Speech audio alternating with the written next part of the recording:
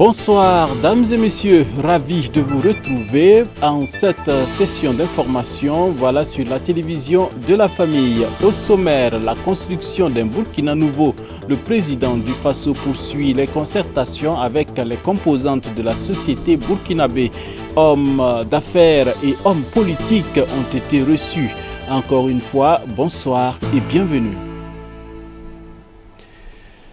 Dans le cadre des concertations pour la construction d'un Burkina nouveau, le président du Faso, le lieutenant-colonel Paul-Henri Sandaogo Damiba, a rencontré ce mardi la classe politique burkinabé.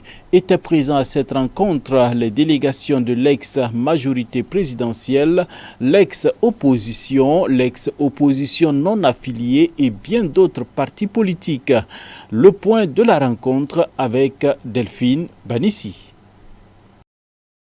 Ce sont les représentants des partis politiques de l'ex-majorité présidentielle dirigée par Alassane Balassa Kandé, président du MPP, de l'ex-chef de file de l'opposition politique dirigée par Edi Kombego, président du CDP, également de l'ex-opposition non affiliée avec à leur tête le professeur Abdoulaye Souma, les représentants d'autres partis politiques qui ont pris part à cette rencontre de concertation initiée par le président du Faso, le lieutenant-colonel Paul-Henri Sandaogo Damiba.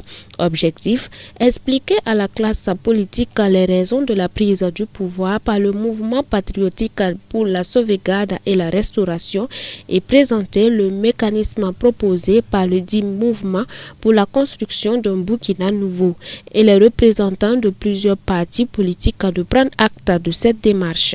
Nous, en tant que parti, autre parti, c'est-à-dire que nous n'appartenons ni à la mouvance ni à l'opposition. Nous avons donc dit que nous avons pris acte et que nous étions prêts à accompagner donc, le processus donc, de refondation de l'État engagé par le MPCR. Et je pense que les arguments qu'il nous a donnés ce matin nous a convaincus et nous a confortés dans notre prise de position. Le chef de l'État nous a expliqué les motivations de l'action qui a été entreprise dans le cadre du MPSR. Il a demandé aux partis politiques d'avoir plus de responsabilité dans le militantisme qui va se dérouler pendant la phase qui est en cours pour ne pas que ce militantisme soit un frein aux réformes qui seront engagées. Au sein de l'opposition non affiliée, ONA, nous avons pris note de la demande qui a été faite, nous avons été convaincus et nous avons accordé au chef de l'État notre soutien par rapport au patriotisme exprimé, par rapport à la nécessaire refondation.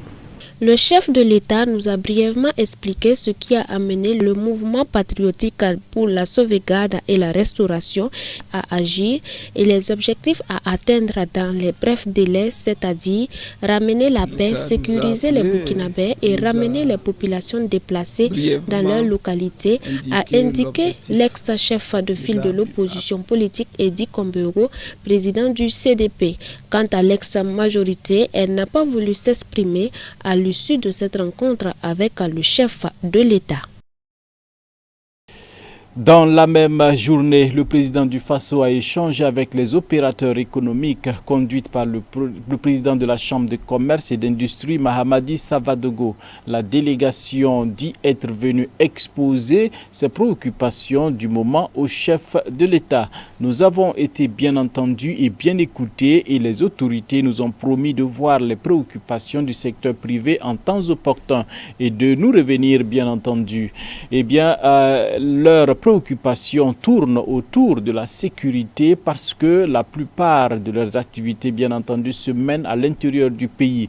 Il y a beaucoup d'endroits où ils ne peuvent pas exercer librement, ce qui freine le développement du Burkina Faso. À cela s'ajoute l'arrêt de plusieurs projets, notamment ceux de construction d'infrastructures routières, sanitaires, hôtelières et éducatives à cause de la situation sécuritaire, a souligné le président de la Chambre de commerce et d'industrie du Burkina Faso, avant de plaider, bien entendu, que les autorités du pays travaillent dans le sens à éviter les blocages, toutes choses qui viendront compromettre le développement du Burkina Faso, a déclaré Mamadi Savadogo. Nous poursuivons ce journal et toujours la situation politique du Faso après l'adoption de l'acte fondamental par le président du Faso et les différents échanges avec la classe politique. Quelles sont les attentes du citoyen burkinabé pour une transition réussie? Suivons ces réactions avec Antoinette Bénon et Gédéon Tapsoba. La dissolution de la Constitution depuis la prise du pouvoir du lieutenant-colonel Paul-Henri Sandaogo Damiba le 24 janvier dernier fragilisait l'administration selon certains citoyens burkinabés. Fort heureusement, le 31 janvier 2022, l'acte fondamental a été adopté par le président du Faso, président du MPSR, pour la continuité et le fonctionnement du pays. En effet, les concertations continuent entre le président et certains acteurs burkinabés. Cependant, que pense le citoyen lambda, si transition il y a et quelles sont ses attentes? On va pas faire la même chose comme en 2014. Ce qui est plus intéressant, c'est écarter carrément les partis politiques et les OSC qui se battent pour leur bas-ventre et leur ventre pour pouvoir au moins que les militaires puissent prendre leurs propres responsabilités et engager un processus de paix pour que tous les Burkinabés puissent se réconcilier et avancer. C'est vraiment le point de vue. Actuellement, en tout cas, moi en tant que citoyen burkinabé, c'est vrai que la situation actuelle est un peu complexe parce que c'est quand même carrément un coup d'État, si je ne m'abuse. Mais maintenant, c'est vrai que c'est salutaire parce que les Burkinabés, à un moment, voulaient réellement que le pays aille mieux, et notamment avec les problèmes qu'on rencontre actuellement. Maintenant, c'est vrai, ce qu'il a fait, comme rétablir les institutions, parce que l'administration c'est une continuité, c'est extrêmement important que les Burkinabés puissent avoir une vie normale. Bon, déjà ça c'est à saluer. Maintenant, en ce qui concerne une possibilité de transition, je pense que ça serait bien qu'il fasse réellement ce qu'il a dit qu'il va faire. Ensuite, qu'il y ait aussi cet accompagnement militariste, je dirais, pour que les choses se passent réellement bien comme il veut. Parce que nos ententes, c'est pas trop, c'est la paix, la cohésion sociale et surtout la réconciliation nationale. Parce que nous constatons qu'il y a beaucoup de déplacés. Et cette fois-ci, ce n'est pas comme avant. Avant, il n'y avait pas de déplacés, il n'y avait pas de terrorisme. Mais cette fois-ci, il y a beaucoup de morts à résoudre. Donc nous demandons aux nouvelles autorités de faire revenir la paix pour que toute activité, quelle qu'en soit, puisse prospérer. Sans la paix, il n'y a rien qui peut avancer. Bon, d'autres personnes disent que le coup d'État n'est pas la bienvenue parce que ça met l'Afrique en retard.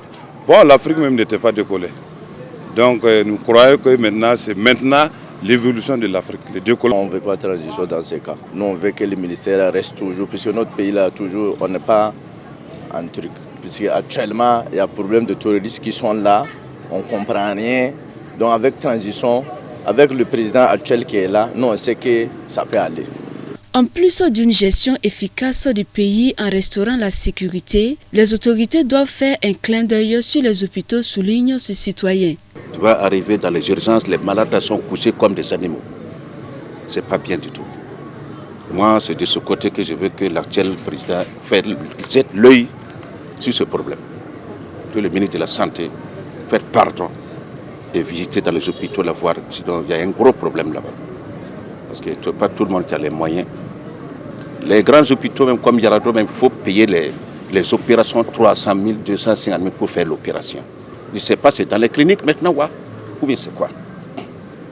C'est dans les cliniques qu'on doit payer pour faire l'opération, mais pas dans les hôpitaux publics quand même. C'est très, très, très vraiment... Bon. Je ne sais pas quoi dire, mais vraiment, il faut qu'ils jettent l'œil d'abord. La venue des militaires au pouvoir, selon les citoyens burkinabés, est un salut pour l'Afrique.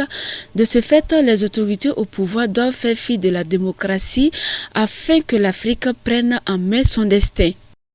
La page internationale dans cette édition, nous faisons escale au Liban. Eh bien, au Liban, les cafés de Beyrouth sont un refuge pour fuir la crise. Dans la capitale libanaise, nombreux sont ceux qui vont travailler ou étudier dans les cafés, assurés de trouver de l'électricité et une connexion Internet. L'ambiance est studieuse et la fréquentation en hausse dans les cafés de Beyrouth. Pour échapper à la crise, de plus en plus de Libanais y trouvent refuge. Ils sont assurés de trouver une connexion Internet qui fonctionne et surtout de l'électricité, une denrée devenue rare dans le pays. Karim, photographe professionnel, est un habitué des lieux. Ici, je peux recharger mon téléphone portable, je peux recharger mes appareils photo, mon ordinateur. Et ici, je suis toujours connecté. Au Liban, l'électricité fournie par le gouvernement n'est disponible qu'1 à 2 heures par jour. La plupart des cafés fonctionnent avec des générateurs.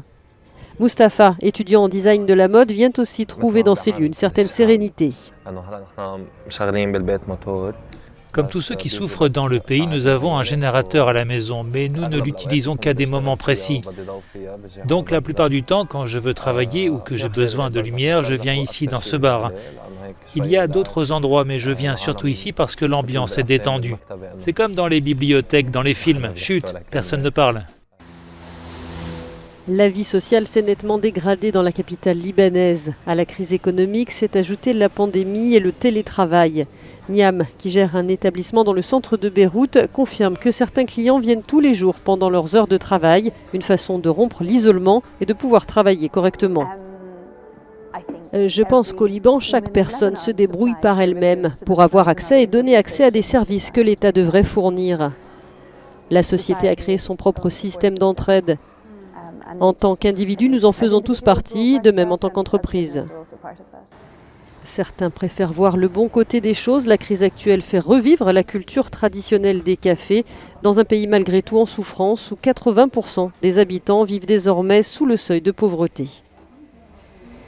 Vladimir Poutine espère une solution à la crise russo-occidentale. Lors d'une visite controversée à Moscou, le Premier ministre hongrois Viktor Orbán s'est fait le messager de la paix dans la crise russo-occidentale. Suivez. Le Premier ministre hongrois Viktor Orbán a été reçu au Kremlin en plein bras de fer entre la Russie et l'Occident sur l'Ukraine. Le dirigeant ultranationaliste s'est présenté devant Vladimir Poutine comme un artisan de la paix.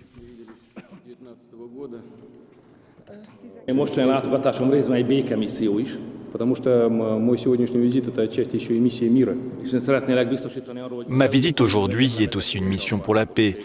Je voudrais vous assurer qu'il n'y a pas un seul État membre de l'Union européenne qui souhaite la guerre. Nous sommes favorables à une solution politique.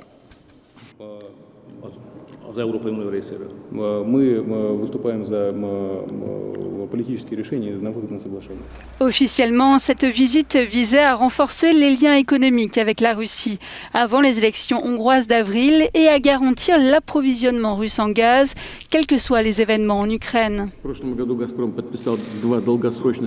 L'année dernière, Gazprom a signé 2 contrats de long terme pour l'approvisionnement en gaz naturel de la Russie vers la Hongrie jusqu'en 2036. C'est pourquoi la stabilité de l'approvisionnement est assurée. Mais ce n'est pas seulement la stabilité de l'approvisionnement qui importe, c'est aussi le fait qu'aujourd'hui, la Hongrie a acheté du gaz russe 5 fois moins cher que les prix du marché en Europe. Vladimir Poutine a salué l'indépendance de Viktor Orbán dans ses choix. La Russie a pourtant des intérêts bien gardés dans cette affaire. Moscou a notamment signé des contrats de plusieurs milliards d'euros pour développer l'industrie nucléaire en Hongrie. En Guinée-Bissau, les forces de sécurité ont déjoué hier un coup d'État. Après la tentative de coup d'État, le président Umaro Sissoko Embalo dénonce une attaque ratée contre la démocratie. Suivez. Ce que l'on pense être une tentative de coup d'État en Guinée-Bissau a échoué. Après avoir échappé mardi à un coup de force, le président Umaro Sissoko Embalo a déclaré aux journalistes que la situation était sous contrôle, qualifiant cette tentative d'attaque ratée contre la démocratie. Lors de l'avant-première du Conseil des ministres, Je n'aurais jamais pu imaginer que le président de la République, le commandant suprême des forces armées, le Premier ministre et tous les autres membres du gouvernement soient surpris par des tirs d'artillerie lourde, de mitrailleuses et d'AK-47. La fusillade a duré 5 heures afin de secourir le commandant suprême.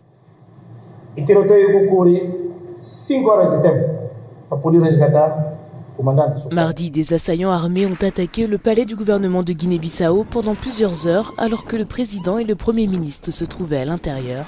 Les auteurs de l'attaque n'ont pas été immédiatement identifiés, mais le président a déclaré qu'elle était liée aux décisions qu'il avait prises, notamment pour lutter contre le trafic de drogue et la corruption. Il y a des morts, mais je ne sais pas, parce que le président a été entre le feu et le fer pendant 5 heures, et je ne pouvais pas imaginer combien. Mais il y a des morts, il y en a beaucoup, c'est vrai, d'un côté et de l'autre. La Guinée-Bissau a connu 4 coups d'État militaires depuis que le pays a obtenu son indépendance du Portugal en 1974. Le dernier putsch date de 2012. En 2014, le pays a promis de revenir à un gouvernement constitutionnel, mais il a connu peu de stabilité depuis lors et les forces armées jouissent d'une influence considérable. Et c'est tout pour ce soir, dames et messieurs. Merci de nous avoir témoigné votre fidélité. Nous prenons rendez-vous demain pour d'autres actualités. Grâce sur grâce, en compagnie des programmes de la télévision de la famille. Bonsoir chez vous. Que Dieu vous bénisse abondamment.